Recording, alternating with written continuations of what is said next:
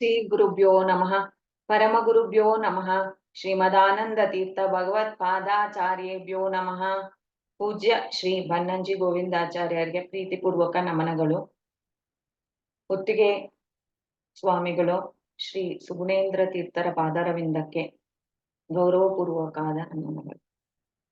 ಭಗವದ್ಗೀತೆಯ 2ನೇ ಅಧ್ಯಾಯದ 60ನೇ ಶ್ಲೋಕವನ್ನು ನಾವು ಹೋದ ಬಾರಿ ನೋಡಿದೆವು. ಅದರೊಳಗೆ ಒಂದು ವಿಪಶ್ಚಿತನಾದ ಪುರುಷ ಅಂತ ಇಂಥ ದೇಹವನ್ನು ಹೊಂದಿರುವಂತವ ಅಂತ ಅನ್ನುವಂತ ಅರ್ಥ ಹೊಂದಿದೆ.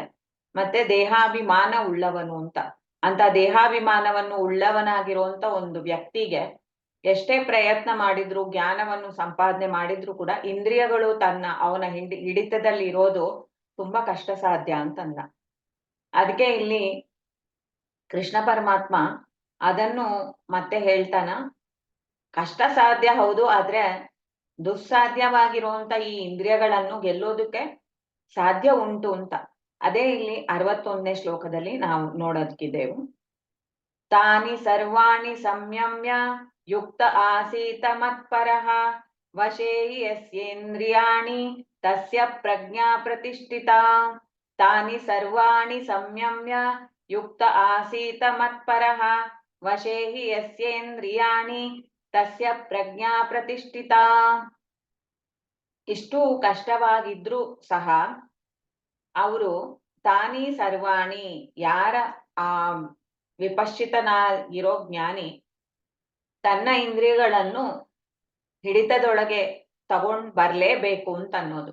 ಇದು ಒಂದೊಮ್ಮೆ ನಾವು ಹಿಡಿತಗಳಲ್ಲಿ ನಮ್ಮ ಇಂದ್ರಿಯಗಳು ನಮ್ಮ ಕೈಯಲ್ಲಿ ಇಲ್ವಂತೆ, ಪರಮಾತ್ಮನ ಅಪರೋಕ್ಷ ಆದ್ಮೇಲೆ ತಾನೇ ನಮ್ಗೆ ಆಸಕ್ತಿ ಕಡಿಮೆ ಆಗೋದು, ಇಂದ್ರಿಯದ ಭೋಗದ ಆಸಕ್ತಿ ಕಡಿಮೆ ಆಗ್ಲೇಲಾರ್ದು ಅಂತ ಅನ್ನೋ ರೀತಿಯಲ್ಲಿ ಒಂದು ಶ್ಲೋಕದ ಅರ್ಥವನ್ನು ನಾವು ನೋಡಿದೆವು. ರಸವರ್ಜಂ ರಸೋಪ್ಯಸ್ಯ ಅಂತ ಅನ್ನುವಂಥದ್ರಲ್ಲಿ ಆಹಾರದಂತೂ ತುಂಬಾನೇ ಕಷ್ಟ ಅಂತ ಅಂದ್ರು. ಹಾಗಾದ್ರೆ ನಾವೇನು ಮಾಡೋದು ಬೇಡ, ಅದೇ ತಾನೇ ಅದರ ಒಂದು ನ್ಯಾಚುರಲ್ ವೇ. ಅದರಿಂದ ನಾವು ಅದಕ್ಕೆ ಒಗ್ಗಿ ಹೋದ್ರೆ ಆಯ್ತು, ಭೋಗವನ್ನು ಮಾಡ್ಕೊಂತ ಇದ್ರೆ ಆಯ್ತು ಅಂತ ಅನ್ನೋಂಥದ್ದಲ್ಲ. ಅದಕ್ಕಾಗಿಯೇ ಇಲ್ಲಿ ಕೃಷ್ಣ ಹೇಳ್ತಾನ, ಕಷ್ಟ ಹೌದು, ಯಾಕೆಂದ್ರೆ ಕಷ್ಟವೇ ಇದೆಯಾ ಕಷ್ಟ ಇಲ್ಲವಾ ಅಂತ ಅನ್ನೋಂಥ ಒಂದು ತಿಳುವಳಿಕೆಯನ್ನು ನಾವು ಪಡೆದಾಗ ನಮಗೆ ನಾವು ಏನು ಮಾರ್ಗದಲ್ಲಿದ್ದೇವೋ ಅದ್ರಲ್ಲಿ ನಾವು ಇಂದ್ರಿಯದ ಬಯಕೆಯನ್ನು ನಿಗ್ರಹ ಮಾಡೋದಕ್ಕೆ ತುಂಬಾ ಕಷ್ಟ ಪಡ್ತಾ ಇದ್ದೀವಿ ಅಂತಂದ್ರೆ ಅದು ಸಹಜವಾದದ್ದು. ಕಷ್ಟ ಅಂತ ಅನ್ನೋದ್ರಿಂದ ಅದನ್ನ ಬಿಡಾಕಿಲ್ಲ, ಅದನ್ನ ಮಾಡ್ಲೇಬೇಕು ಅಂದ. ವಿಪಶ್ಚಿತನಾದವರು ಏನ್ ಮಾಡ್ತಾರೆ, ಅವ್ರಿಗೆ ಈ ಪ್ರಪಂಚ ಅಂತ ಅನ್ನೋದು ಒಂದು ಸಂಗತಿ ಅಂತಂದ್ರೆ ಅದು ಪರಮಾತ್ಮನ ಇಚ್ಛೆ ಅಂತೆ ಇಲ್ಲಿದೆ. ಅದರಲ್ಲಿ ನಾವು ಒಂದು ದೇಹವನ್ನು ತೊಟ್ಟು ಹುಟ್ಟಿದ್ದೆವು. ನಮ್ಮ ಪರಿಸರದಲ್ಲಿರೋ ಎಲ್ಲಾ ವಸ್ತುಗಳು ಪರಮಾತ್ಮನ ಅಧೀನವಾಗಿ ಅವನ ಇಚ್ಛೆಯಂತೆ ನಡೆಯುತ್ತೆ. ಅದನ್ನು ಅವರು ಮನಸ್ಸಲ್ಲಿ ಇಟ್ಕೊಂಡಾಗ ಅವರಿಗೆ ಇದೆಲ್ಲ ಏನು ಸಂಗತಿ ಅಂತ ಅನ್ನೋದು ಅರ್ಥ ಆಗತ್ತೆ. ಯಾವುದು ದೊಡ್ಡ ಸಂಗತಿ, ಯಾವುದು ಮಹತ್ವವಾದದ್ದು ಅಂತಂದ್ರೆ ಅದು ಪರಮಾತ್ಮ ಅಂತ ಅನ್ನೋದನ್ನ ಅವರು ತಿಳ್ಕೊಳ್ತಾರೆ ಅಂತಾನೆ. ಈ ದೇಹದ ಅನುಬಂಧ, ದೇಹ ಅಂತ ಅನ್ನುವಂಥದ್ರ ಬಗ್ಗೆ ಇರುವಂತ ಕಾಳಜಿಯನ್ನು ಮೆಲ್ಲಗೆ ಅವ್ರು ಆಮೇಲೆ ಬಿಡ್ತಾರೆ ಅಂತ. ಮೆತ್ತಗೆ ಅದನ್ನು ನಾವು ಕಳಚ್ಬೇಕು ಅಂತಾನ.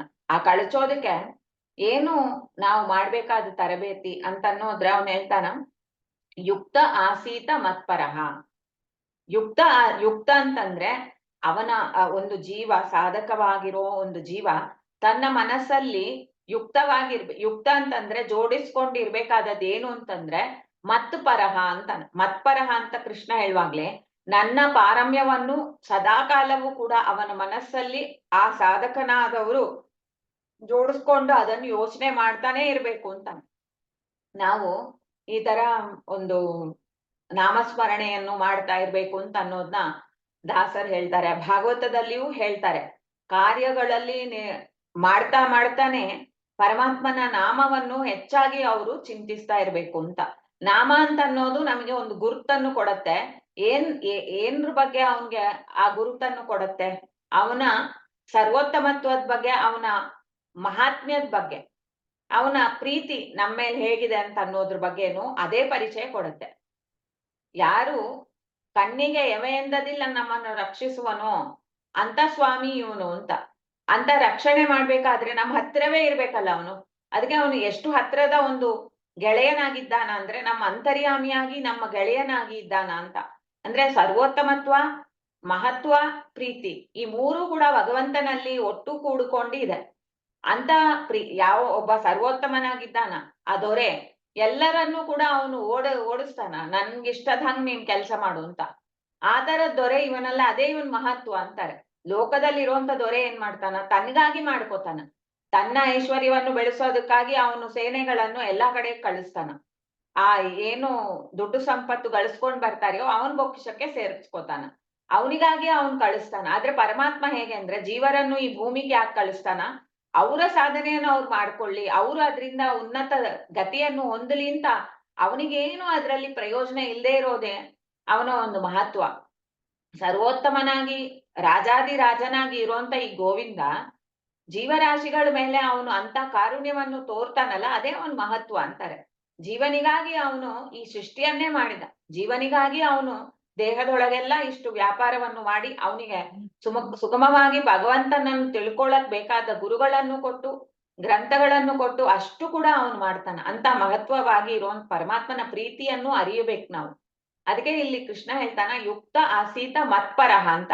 ಇದ್ರಿಂದ ಇನ್ನೊಂದನ್ನು ಕೂಡ ಗುರುಗಳು ಹೇಳ್ತಾರೆ. ಇದು ಪರಮಾತ್ಮನ ಪಾರಮ್ಯವನ್ನು ಚೆನ್ನಾಗಿ ತಿಳಿಸುತ್ತೆ ಈ ಶ್ಲೋಕ. ಭಗವದ್ಗೀತೆಯನ್ನು ಭೇದ ಇಲ್ಲ ಅಂತ ಅನ್ನೋಂತ ಒಂದು ವಾದವನ್ನು ಇಟ್ಕೊಂಡಿದ್ದಾರೆ.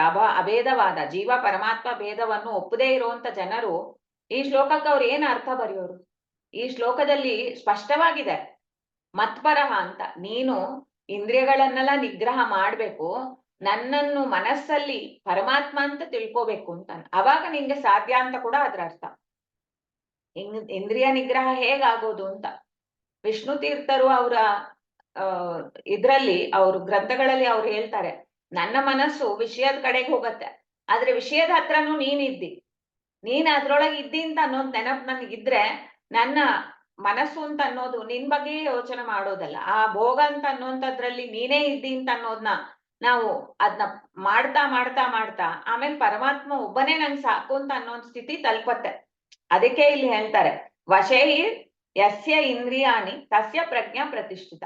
ಹೀಗೆ ಮಾಡ್ತಾ ಮಾಡ್ತಾ ಎಷ್ಟೋ ಕಾಲದಲ್ಲಿ ಮಾಡಿ ಆ ಅನುಭವದಿಂದ ಪರಮಾತ್ಮನ ಮಹಾತ್ಮ್ಯವೇ ಹೆಚ್ಚು, ಈ ಲೋಕದಲ್ಲಿರುವಂತ ಯಾವ ವಸ್ತುವು ಅವನಿಗೆ ಸಾಟಿ ಅಲ್ಲ ಅಂತ ಅನ್ನೋದನ್ನ ಸ್ಪಷ್ಟವಾಗಿ ಮನಸ್ಸಿಗೆ ಗೋಚರ ಆಗತ್ತೆ. ಅದು ಗೋಚರ ಆಗೋದಕ್ಕೆ ಅವನು ಪ್ರತಿ ಬಾರಿಯೂ, ಪ್ರತಿ ಕಾಲದಲ್ಲಿಯೂ, ಎಲ್ಲಾ ಕಾಲದಲ್ಲಿಯೂ ಆ ಪರಮಾತ್ಮನ ಮಹಾತ್ಮ್ಯವನ್ನು ತಿಳಿತಾ ಹೋಗ್ಬೇಕು ಅಂತಾರೆ. ಅವನ ಮಹಾತ್ಮ್ಯವನ್ನು ತಿಳಿತಾ ಅವನ ಪ್ರೀತಿ ನಮ್ಮ ಮೇಲೆ ಇದೆ ಅಂತ ಅನ್ನೋದನ್ನ ತಿಳ್ಕೊಂಡು ನಾವು ಅವನನ್ನು ಪ್ರೀತಿಸ್ಬೇಕು. ಮಹಾತ್ಮ್ಯವನ್ನು ತಿಳ್ಕೊಂಡ್ರೆ ಸಾಲದು, ಅವನನ್ನು ನಾವು ಪ್ರೀತಿಯಿಂದ ನೋಡ್ಬೇಕು. ಪ್ರೀತಿಯಿಂದ ನನ್ನ ಗೆಳೆಯನಾಗಿದ್ದಾನ ಅಂತ ಅನ್ನೋಂಥ ಅನುಸಂಧಾನ ನಮಗಿರ್ಬೇಕು ಅಂತ. ಅದಕ್ಕೆ ಯುಕ್ತ ಅಂತಾರೆ. ಜೊತೆ ಕೂಡ್ಸ್ಕೊಂಡು ನಾವು ಹೋಗ್ತೇವಲ್ಲ ನಮ್ ಗೆಳೆಯರ್ನ ಬಾರೆ ಅಂತ, ಆತರ ನಾವು ಪರಮಾತ್ಮನ ನಮ್ ಜೊತೆಯಲ್ಲೇ ಇಟ್ಕೋಬೇಕು ಅಂತ, ಪರಮಾತ್ಮನವೇ ನಾವು ಚಿಂತಿಸ್ತಾ ಇರ್ಬೇಕು ಅಂತ ಅನ್ನೋದು ಸ್ಪಷ್ಟವಾಗಿ ಇಲ್ಲಿ ಇದೆ. ಯುಕ್ತ ಆಸೀತ ಮತ್ಪರಹ ಅಂತ. ಮನಸ್ಸೊಳಗೆ ಸದಾ ಹರಿಯ ಒಂದು ಮಹಾತ್ಮ್ಯ ಗುಣಗಳನ್ನು ಧ್ಯಾನ ಮಾಡ್ತಾ ಪ್ರೀತಿಪೂರ್ವಕವಾಗಿ ಅವನನ್ನು ಒಲಿಸ್ಕೊಳ್ಬೇಕು ಒಂದು ಸಾಧಕ. ಆವಾಗ ಅವನ ಇಂದ್ರಿಯಗಳು ಅವನ ವಶಕ್ಕೆ ಬರುತ್ತೆ. ಇಂದ್ರಿಯಗಳನ್ನು ನಾನು ವಶಕ್ಕೆ ಹತೋಟಿಗೆ ತೆಗೆದುಕೊಳ್ತೀನಿ ಅಂತ ಅನ್ನೋದ್ರಿಂದ ನಮ್ಮ ಇಂದ್ರಿಯಗಳು ನಮ್ಮ ವಶಕ್ಕೆ ಬರೋದು ಸಾಧ್ಯವೇ ಇಲ್ಲ, ತುಂಬಾ ಕಷ್ಟ. ಆದ್ರೆ ಪರಮಾತ್ಮನ ಅನುಗ್ರಹದಿಂದ ಅದು ಸಾಧ್ಯ ಅಂತ ಹೇಳಿ ಆಗಿದಲ್ಲ. ಅಂತ ಪರಮಾತ್ಮನ ಅನುಗ್ರಹವನ್ನು ಪಡೆಯೋದಕ್ಕೆ ಸದಾ ಕಾಲವು ಅವನ ಬಗ್ಗೆ ಈ ತರ ಚಿಂತಿಸ್ಬೇಕು ಅಂತ ತಿಳಿಸ್ತಾರೆ.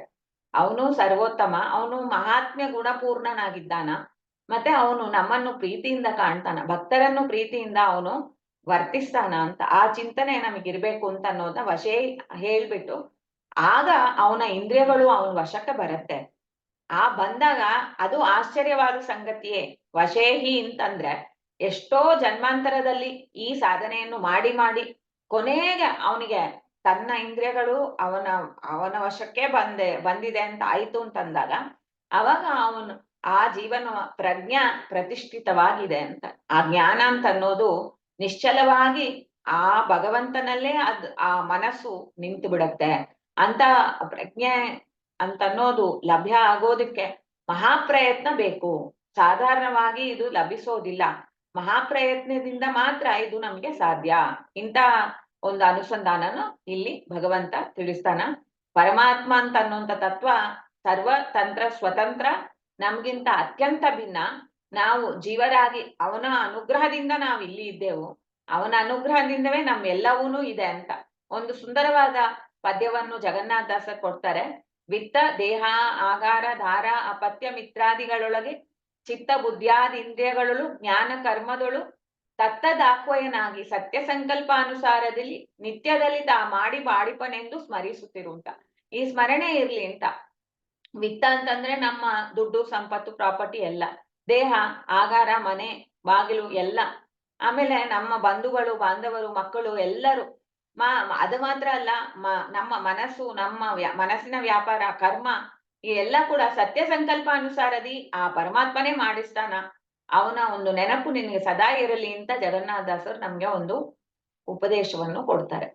ಈ ಉಪದೇಶವನ್ನು ಇಟ್ಕೊಂಡು ನಾವು ಪರತತ್ವವನ್ನು ಜೊತೆಗೇ ಇಟ್ಕೊಂಡಿದ್ದಾಗ ಮನಸ್ಸು ಅಂತ ಅನ್ನೋದು ನಿರ್ಮಲ ಆಗಿ ಇಂದ್ರಿಯದ ಒಂದು ಸೆಳೆತಕ್ಕೆ ಅದು ಒಳಗಾಗೋದಿಲ್ಲ. ಮನಸ್ಸು ಗಟ್ಟಿ ಆಗತ್ತೆ ಅಂತಾರೆ.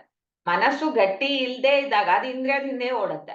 ಆದ್ರೆ ಮನಸ್ಸು ಗಟ್ಟಿ ಆದಾಗ, ಮನಸ್ಸು ಪರಮಾತ್ಮನ್ ಕಡೆಗೆ ಹೋದಾಗ ಅದು ಆ ಸೆಳೆತಕ್ಕೆ ಒಳಗಾಗೋದಿಲ್ಲ ಅಂತ ಅನ್ನೋದು ಕೂಡ ಸತ್ಯವೇ.